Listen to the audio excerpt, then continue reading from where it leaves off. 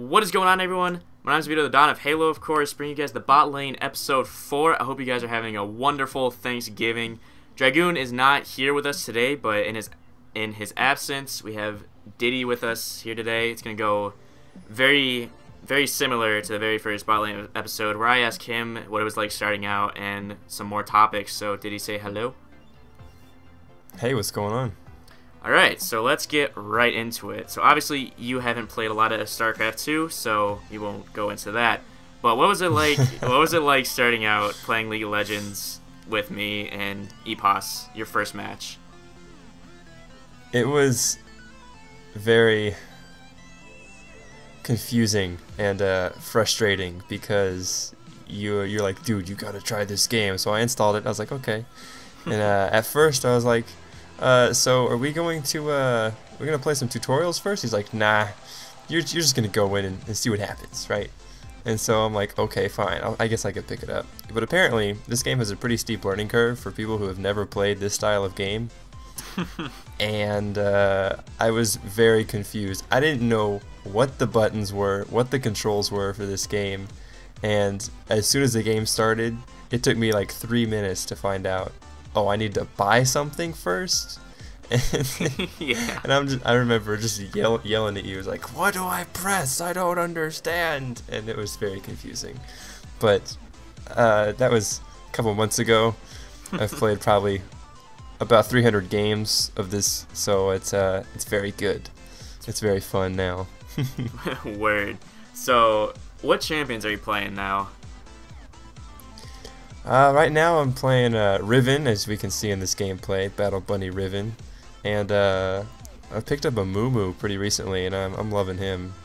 So he's I like the tankiness, and he can deal out some damage, which is all nice. Used to main Misfortune as the ADC, but you know, I had to move away, learn some new champions. Yeah, you've been more of my support since Dragoon's been eating his turkey. So, yeah. So we've been playing threes for probably the last 4 days, just you and me, and then a random. Yeah. We've been picking up. We've been doing pretty well. I actually recently picked up a Kale, who's a monster if you build her as a hybrid. Oh. You know how much damage So I do with my Q. So I mean, we can see that you just messed up this Teemo. I mean, yeah. it's amazing. Yeah. So we're getting a little off topic here. So what? You're level 27, 28 now. Now that you're getting closer to level 30, what's it like playing against people who actually know what they're doing and have legitimate strats instead of having to play a Teemo who doesn't have any idea what they're doing? You can definitely tell who's played the game more and who understands the game a little bit better, because early on there was really no strategy. Everybody kind of did their own thing, but now at the higher levels, if you don't work as a team, if you don't play your specific role on the battlefield, you are screwed. Like, I kind of touched on this a little bit in the last bot lane, but we were playing live, so it was kind of hard to get into the topic. But League of Legends really helps you refine your role on the team. So, I mean, like, you and I are playing Kale. You're playing Kale and I'm playing Riven. They're mainly like melee fighters. They can take one-on-one pretty easily. Right. They can hold their own, and you gotta be able to dish out some damage. If you don't do that, you're gonna lose. So, I mean, it definitely helps playing with people who know what they're doing. Right. So we're not like pros, but I like to say that we're intermediate at the game. You know, we're somewhat advanced. We seem to win quite frequently. So, but you and Dragoon are still technically new to the game, because you picked it up in what, August? Yeah. You picked it up in August. Yeah. Dragoon picked it up in, I want to say, July, after you finally decided to download it. I've been playing on and off. I mentioned this in many bot lanes, but I've played on and off since June of 2011. So, you know, I've been around the block a few times. So being a new player and now just getting into like MOBA games like Dota and League, what tips could you give to people out there watching this right now on how to get into this game and like how to do well right off the bat? Definitely a lot of bot matches. I mean, you kind of, when you play a new game, you want to get in and you want to be good right off the bat. But I'll tell you, coming from shooters, this is just a whole new world. Aladdin reference. And it's just like, if you think you're gonna do well your first game coming from a different genre over to, you know, something like a MOBA, you're gonna be in it for a world of hurt, because this game is just totally different than anything I've ever played. But any tips? I just say play a lot of bot matches, and you're gonna get frustrated, so expect that to happen. Just stick with it, and you'll eventually get to where you want to be in terms of skill level. So right on, dude. Well, I explained my tips in the first episode of the bot lane, so if you ever want to go see those tips, you can click the annotation in the top left-hand corner, and I'll take you to episode 1. Or it'll probably be in the description below if you're too lazy to have annotations on. So, so both you and I play console a lot. Maybe not so much now, but why would someone who plays shooters mainly want to play League of Legends? You know what I'm saying? Yeah, it's playing a lot of console. I mean, it's eventually going to get tiring at one point. You're going to want to play something else. And, you know, sometimes that's going to be, you know, maybe I'm playing Halo for 12 hours a day for 5 weeks, and I want to play something a little bit different. Maybe, you know, you want to throw in a different game into the console, but your hands start to hurt from the controller. Definitely mouse and keyboard's way to go. And going back to the defining the roles topic, if you want to get better at any other shooter, any other team-based game out there, you can definitely pick this game up, and it'll help you define that role. And you know, you can get better at both games just by playing one. Right, especially since you know, this game is free to play. You literally don't have to spend any money on it. I mean, you have to spend what? Yeah, you really don't. Like $30 on Dota if you don't get like a pass from a buddy or something like that. Yeah, exactly. So I mean, it's definitely a free-to-play game. It's the most watched game in the world right now, which I guess will lead into the next topic. How do you feel about like League of Legends and, you know, StarCraft kind of taking over the competitive scene? Like you and me, we both grew up with, you know, Halo 2 and Halo 3 on MLG Circuit. Oh yeah. So like, how do you feel about this whole League of Legends takeover of like MLG and really the world?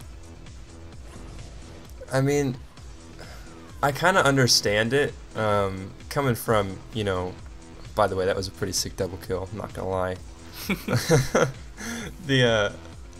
Excuse me. I kind of understand it because, you know, PC games, they're easy to, streams are easy to produce, and they're easy to get out there because it's already on a PC. It doesn't take a lot of processing power to put it out there on the internet, as opposed to, you know, getting a console capture, getting a console stream device, and linking all those different consoles together and putting it out there. That takes a lot of production. But with the ease of the PC competitive games, and you just demolish this cannon. You take out half of his health in literally 2 seconds. Take that, it's amazing. Pikachu. Unfortunately, yeah, take that, Pikachu. Unfortunately, he gets away. Yeah. But no, but here I come in, clean up the kill for you. Yeah, but anyways, just, you know, it's just easy. That's the way I think of it. You know. Right. It's just easy. That's how it's, you know, become so successful. And, you know, the competitive community has talked about this a lot. The core game, from casual to professional, is exactly the same. Right. There are no differences. There are no restrictions in professional play in League of Legends or StarCraft from a casual player. Some 7-year-old kid who just picked up his StarCraft, or he just downloaded League of Legends, he's playing the exact same game that professional gamers are playing. Yeah. And it's just, you know, it's just that link between casual and professional that really makes it successful on the competitive circuit. Yeah. I mean, like, I think for the fall finals, it was like 350,000 people were watching it. And I mean, with the growth of esports, and especially the growth of these games, you know, like StarCraft and League of Legends, you place an ad in one of those streams, that's like, I think $150,000 in profit just by placing a 30-second ad. I mean, it's really ridiculous. Yeah, it's ridiculous. Yeah.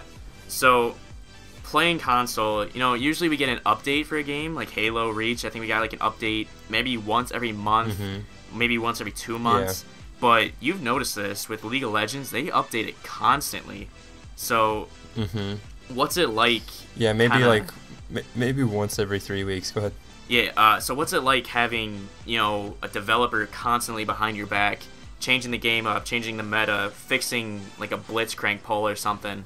What's it like kind of having that foundation of a developer pretty much underneath you, you know, making sure the game's fun? It's really nice. It's really nice to have the support, and, you know, playing this game a lot, you'll definitely think, you know, since there are so many different champions, that's what the little players are called if they don't know, but every champion, you know, if you play a lot, you're going to find out which ones, you know, are really annoying, which ones are overpowered, which ones need to be addressed. And then when the developer actually addresses that concern of the community, it's really nice because, you know, it's annoying in game. You're not the only one who thinks it's annoying. And then for the developer to actually address that concern, it's huge. I mean, it makes the game more enjoyable to play. Right.